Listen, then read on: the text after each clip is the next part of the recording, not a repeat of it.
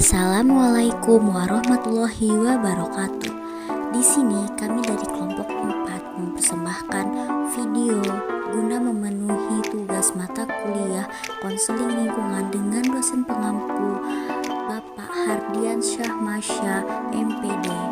Kami dari kelompok 4 dengan anggota Azhara Fitri Nisyah, Dian Safira Azmiyah, Intan Lorenza Putri, Meli Sartika, Nabila Sadah Putri, dan Wiyati. Kami akan menjelaskan materi tentang konsep dan implementasi konseling berwawasan pesantren At-Tawazun. Mari sama-sama kita saksikan berikut ini penjelasannya. Halo teman-teman, di sini saya Intan Lorenza Putri akan menjelaskan materi yang pertama, yaitu konseling dalam pandangan pesantren. Nah, manusia dalam pandangan kalangan pesantren ini diposisikan sebagai makhluk yang sangat baik dan yang sangat mulia.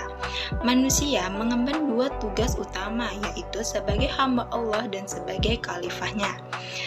Sebagai hamba Allah, manusia mengemban kewajiban beribadah dan mengemban diri kepada Allah, sebagaimana dengan menjalankan semua perintahnya dan menjauhi semua larangan-larangannya.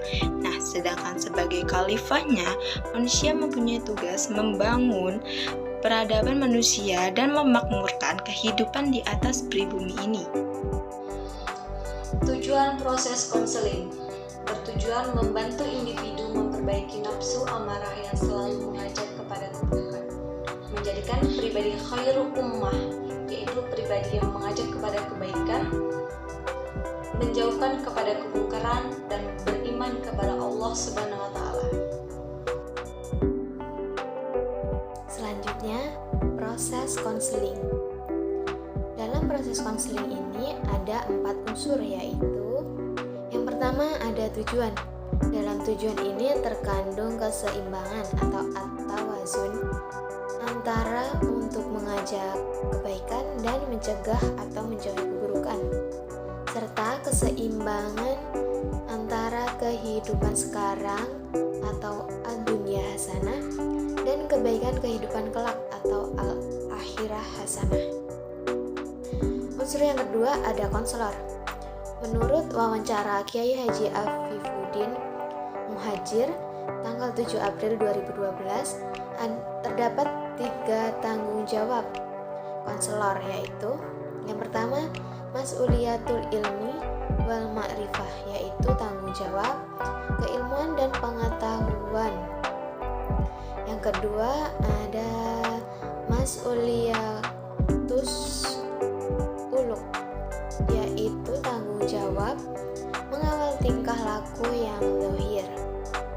Dan yang ketiga ada mas'uliyatul khuluq, yaitu tanggung jawab mengawal budi pekerti yang mengarah pada tingkah laku yang batin.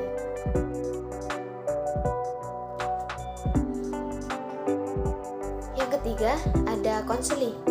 Menurut Yayi As'ad, syarat menjadi konseling antara lain yang pertama motivasi yang baik atau qasdun sahih, yang kedua kepercayaan yang penuh kepada konselor atau sidqus syarih, yang ketiga menjaga tata krama, yang keempat keadaan yang bersih atau ahwalun zakiyah, dan yang kelima menjaga kehormatan atau hifdzu al-hurmah.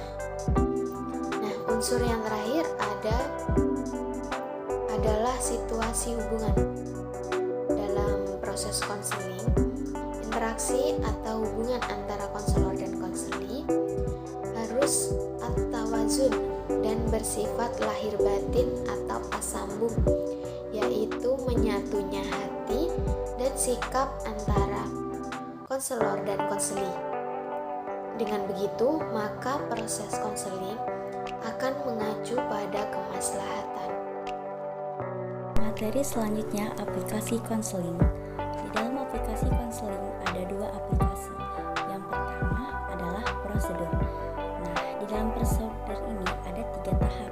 Tahap yang pertama adalah menjalin hubungan. Pada tahapan ini konselor menjalin hubungan yang baik bersama dengan konselor. Tahap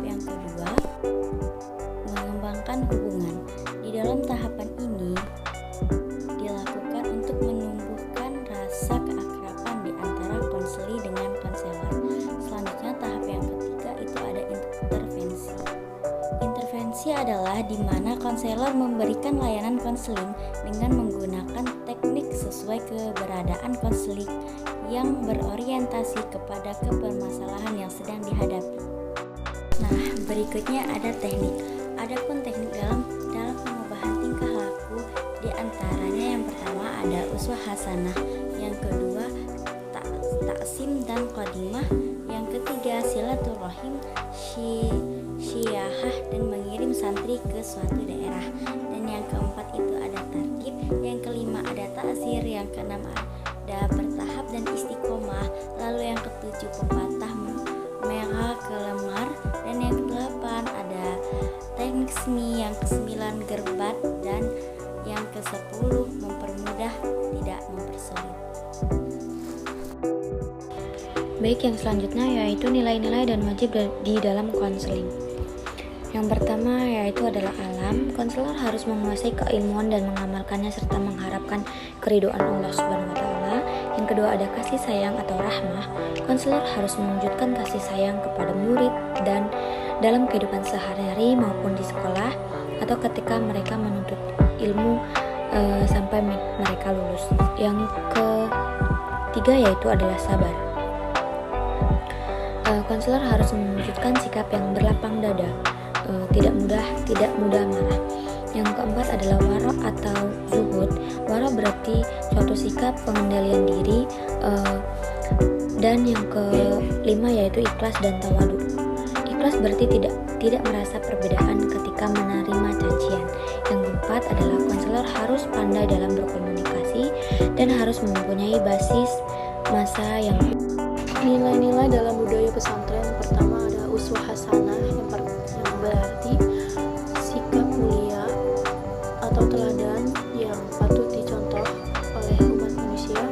Yang kedua itu ada khidmah atau takzim, yang berarti sikap sopan santun atau sikap hormat kepada orang lain. Yang ketiga itu adalah silaturahmi, yaitu mempererat atau saling menghubungkan tali persaudaraan kita kepada umat muslim.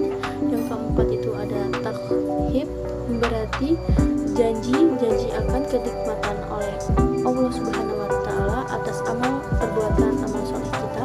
Yang kelima itu ada takzir, yang berarti hukuman atas apa? Atas dasar kebijaksanaan yang tidak terdapat dalam Al-Quran dan hadis. Yang keenam itu ada istiqomah, yaitu sikap teguh pendirian kita, sikap kita atas perbuatan kita sendiri. Terima kasih.